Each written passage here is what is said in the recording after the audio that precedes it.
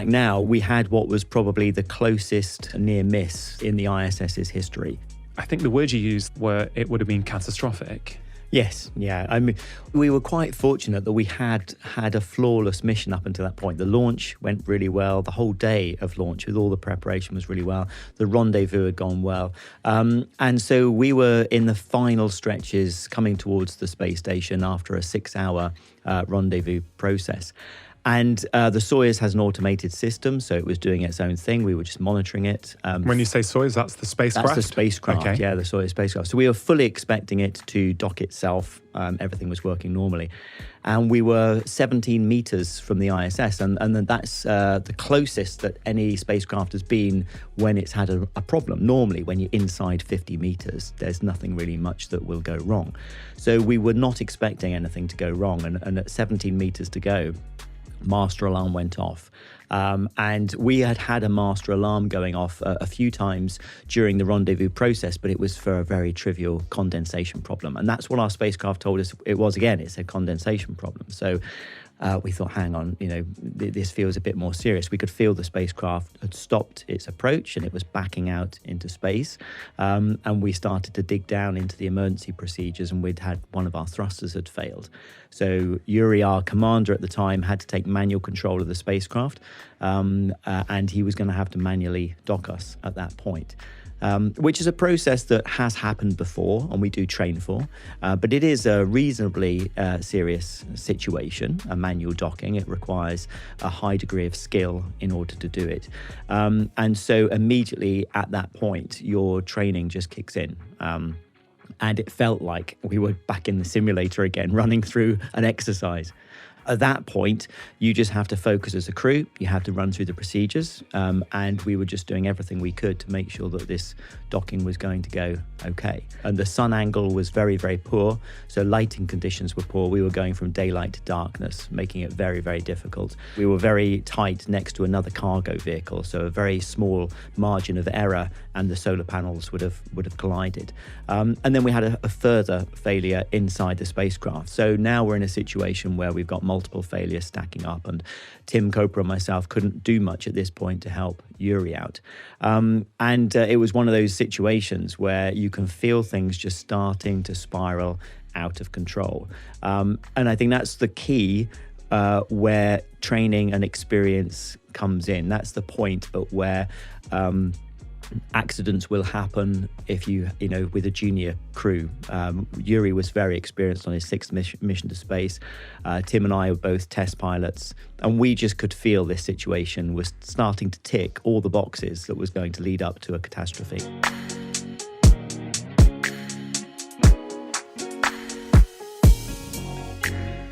Oh, well, there is fear, but I think fear is good. And throughout my career, I think it's been a process of learning to live with fear and understand it and use it to help you. There's kind of a fear curve where, as fear increases, it's beneficial. The adrenaline levels start to rise. You become sharp, you become clear, you become focused, and you can actually use that in a positive way, along with your training and experience to deal with a situation. Then you get to the point where fear increases further.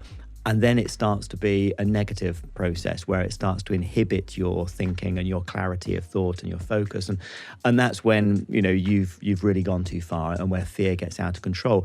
What we do is we train a lot so that we can manage our fear. We can manage it and use it to help us in a situation. As a test pilot, that happened on several occasions when we had perhaps a fire or an engine failure, or problems were going out of control. And throughout my life, I've kind of been able to play with that and manage it and understand myself as to when I'm getting to the point that I really need to start worrying.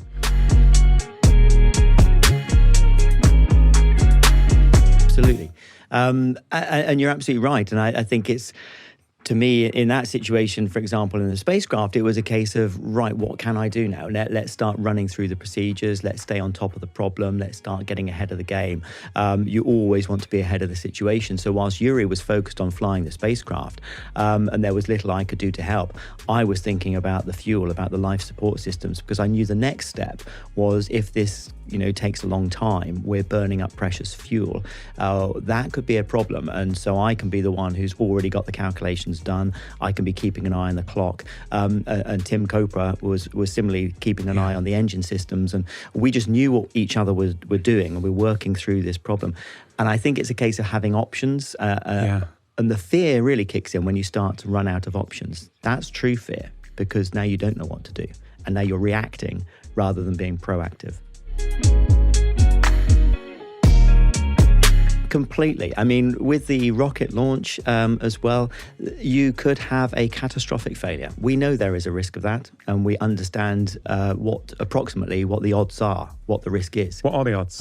It's about, for any rocket launch, is about 10%, but that's not, on the human-rated launches, we have a lower percentage than that. So it's about a 1 in 120 are the odds of having a catastrophic problem. 1 in 120 sounds like quite a common thing. That, to me, that is something that really could happen. But you're still doing that. I mean, is your perception the same? Does 1 in 120 sound, well, that means 119 times I'm going to be fine. That's a good hand to be playing. How do you perceive that?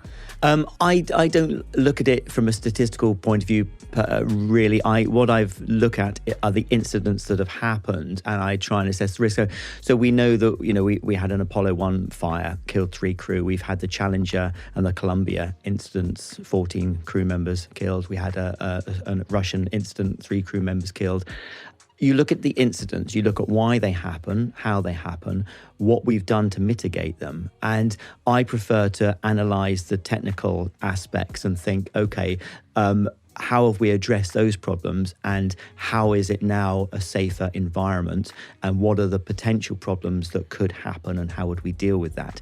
So, and that gives me, I think, a better understanding of the real risk that I'm taking. There is obviously a potential that something breaks that nobody has yet noticed, or a problem that hasn't yet occurred. But that comes into the area of you can't control that, and that's what we put to one side. And I think it's exactly that situation you said. You control, what you can control. You have a plan to do something about it, and those elements that you can't control, don't let them overtake you. And then at the end of the day, you have to decide if you're prepared to take that risk or not.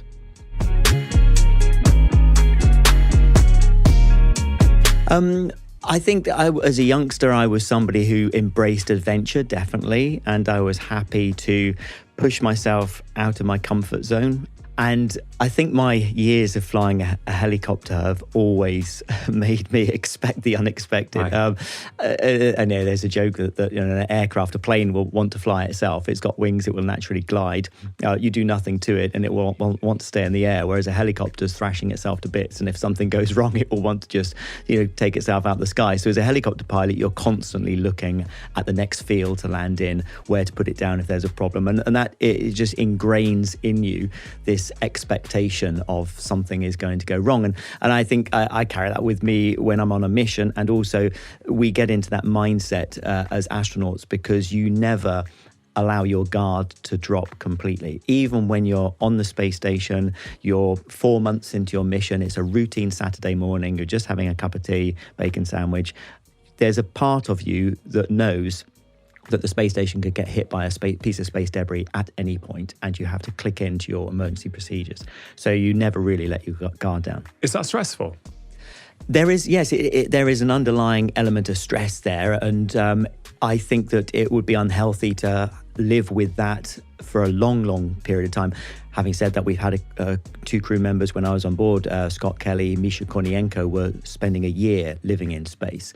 And in fact, Scott was fantastic to work with as my first ISS commander, because learning from him and his experiences and how he dealt with that stress, how he managed to relax, but also, he made sure that we had sufficient rest, that we could always have that extra 10% in the bag for when an emergency was going to happen. Completely trainable. Yes, absolutely. I mean, that's exactly what we do for several years before our first mission. We're essentially put into environments where we're building up our resilience. We're learning how to deal with stress. When we're training down in a cave, for example, we'll spend 7 or 8 nights in a caving complex in Sardinia, and they're very technical caves. It takes about a day and a half just to get to the base camp, and then we're exploring on from there. There's real risk involved. If you have an injury, it's going to be exceptionally hard to extract somebody with a broken limb, for example.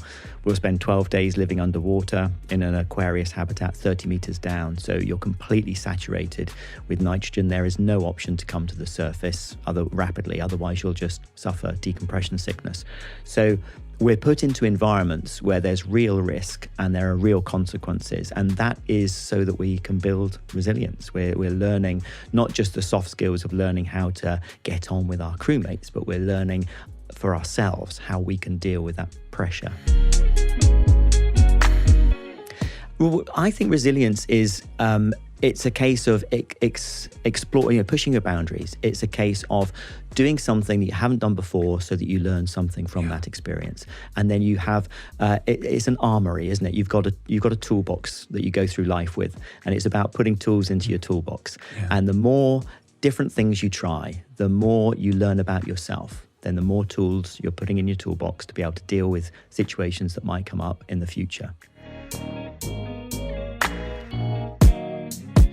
I think the advice is to try and have some time to think and reflect. That's the first thing. It's very, very difficult to even understand the problem or deal with it when you're in a very busy situation. So if you can just carve yourself 5-10 minutes somewhere in the day to go and have some peace and quiet, and then to think about what is it in your life that is causing you the stress? Why are you worried about something? And analyzing the problem. I've always approached things from a technical point of view. That's the military, that's the test pilot in me. But it's a case of analyzing, why am I afraid of this situation?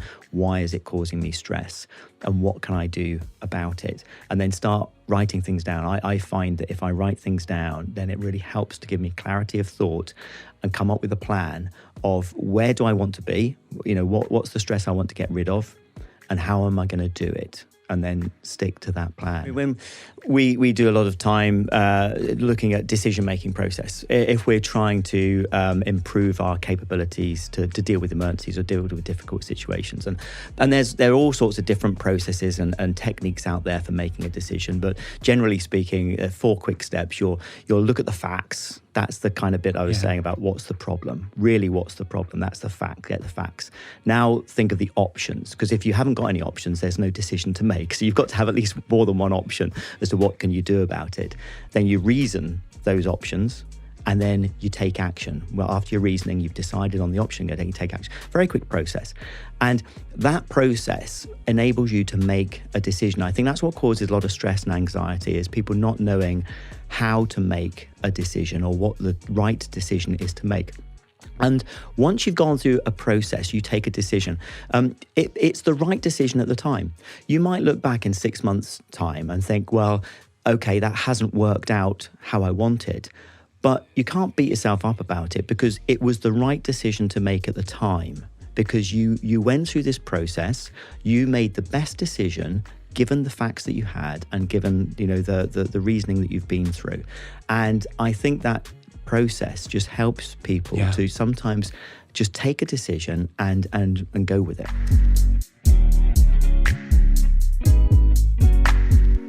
There will always be factors outside of our control. Just look at what's happened in the last 4 or 5 years, from Brexit, from a pandemic to the war in Ukraine, inflation, cost of living crisis. These kind of things are outside of most people's control. They are just events that are happening that we have to react to. There are things that you can do to try and protect yourself, to give you a buffer. Maybe it's a financial buffer, or something in your life to give you options. And okay, well, if this were to happen, then at least we could do X, Y, or Z. But there will always be things outside of your control. And I think that a lot of anxiety and worry is about those elements that we can't control. Structure and routine is brilliant. And a lot of people think structure and routine, oh, God, it's horrible. Oh, it's so regimented. Gosh, why can't we just have a bit of flexibility? Surely life would be better if we could just have some freedom. Without realizing that structure and routine gives you freedom. Yeah. Because structure and routine gives you that 15-minute coffee break that is your freedom, because it's there, it's in the schedule. And I'm going to take my 15-minute coffee break. If it's not in the schedule, you'll work through it. You'll just plow on through it. It'll be the next email or onto the device, checking social media, whatever it might be. And on the space station, we stick to a very strict routine that makes sure that we get adequate sleep, that makes sure we get time to eat, time to exercise, and time in the evenings to switch off and relax. So actually, structure and routine is giving us the freedom that we need. It can be hard to sleep. Certainly in the first couple of weeks. Why? What happens? I mean, I just can't even imagine. What do you feel? It's getting to sleep is hard because it's you're floating, and without the absence of lying down in a bed, without being able to kind of have that comfort of a pillow against your head, and all these things that we feel very comforting on Earth, and they give us the triggers to fall asleep. Without them, you feel like your body isn't ready to go to sleep. Also, ultraviolet light can be really terrible for sleep. So if we go to the cupola window, for example, late at night, and it happens to be daytime, we're in the daytime part of the Earth's orbit, and you take a few photographs and you get this big influx of UV light, you won't sleep for the whole night. Your body, it's very attuned to the lighting conditions. I mean, we've evolved over millions and millions of years to be attuned to a 24-hour cycle. Yeah, we have. I believe that you see, is it 16 sunrises and sunsets a day when you're in space? Is that right? That's right, yes, yeah. So how does that work? We're attuned to this 24-hour cycle. You're a human being. Even though you're in space, you still got that evolutionary biology, yet you're seeing 16 sunrises and sunsets. How does that fit together? Well, yeah, it messes up your circadian rhythm for the first couple of weeks, and that's why it takes this while just get used to being in space. What we do in the evenings is we'll now close the hatches. We'll try and prevent too much UV coming in. And on the space station today, they actually have LED lighting, so they can redshift the lighting in the evenings. Blue shift it during the day and get maximum performance, but make sure in the evenings we're kind of red shifted and we're just starting to get into that sleep rhythm. Yes, it's unusual actually, because we were quite fortunate. We had to go to the furthest edge of the space station, out to one of the far solar panels to fix it. And we got there a bit early, and we had some time before. What does early mean? Well, we try and plan the spacewalks, meticulously, and we give plenty of time, so there's no rushing, there's no, you're not going to make mistakes. And so when we had a long journey to get out to the farthest edge, there was extra buffer in there in case we'd had a problem. And Tim Coper and myself, thankfully, we moved pretty quickly. We didn't have a problem. So when we got to our work site, we were 10 minutes ahead of schedule. But we couldn't repair the solar panel until darkness, because there was live electricity just flowing down the solar panel from the sun's rays. We were only going to get 45 minutes of the night part of the orbit to get this repair job done. So it was going to have to be a very, well-run procedure. But for the 10 minutes after we'd set up our work site, there was nothing to do, just wait for the sun to go down. So that was when I had those precious moments to kind of clip on and push off and just float in the blackness of space and just look out at the universe and watch the sun go down on Earth. I think it's incredibly hard to process fully what that experience is like. In fact, I've spoken to several Apollo astronauts about it as well. One, a great friend of mine, Al Warden, who's passed away now, unfortunately, but Al did a deep spacewalk. He was on his way back from the moon and had to retrieve the film canisters into the command module. So he had to go out halfway back, and he was on this spacewalk picking up the film canisters, and he said, he could cover the moon with one thumb in one direction, and he could cover the Earth with the other thumb in the other direction, just by, that's how far away he was from anything. And And of course, my experience wasn't quite as extreme as that, but still, when you're looking out at the Milky Way, looking away from Earth and floating and not feeling any pressure on your body, no forces, all you've got is a gentle hum from the ventilation system. So it's very, very quiet, very peaceful. It's a very, very strange environment, very surreal to be in that environment looking down on Earth.